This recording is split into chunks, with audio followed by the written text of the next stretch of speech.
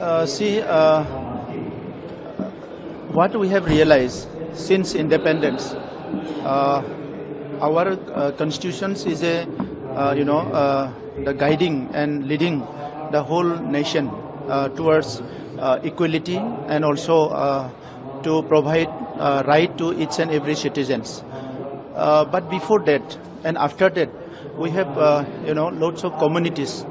As constitution, we are citizens of this country.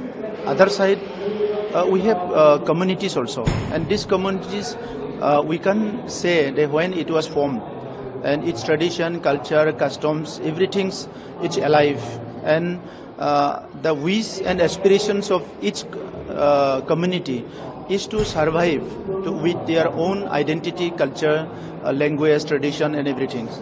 So, because of the huge population in the country, maybe, and maybe for other reasons, some communities felt alienated, deprived, and discriminated. So sometimes there is a voice from those communities that we are not getting our due rights.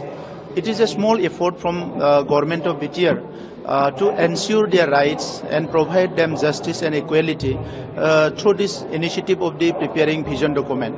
It is a two-way initiative. One is to give some focus activities to the communities, and other is to make a planning for government functionaries, government machineries, so they can realize and they can feel that these are the issues, these are the problems, these are the grievances, and these are the aspirations of the people, that we need to bring it in the policy and also address it, so that these people, the native people of the country, can live with their identity and culture with dignity, and they feel proud of our country. So this will be the long-term vision? Yes, it is long-term vision. After today, we'll have a department, separate department, to look after these issues and also implement whatever mentioned in the vision documents.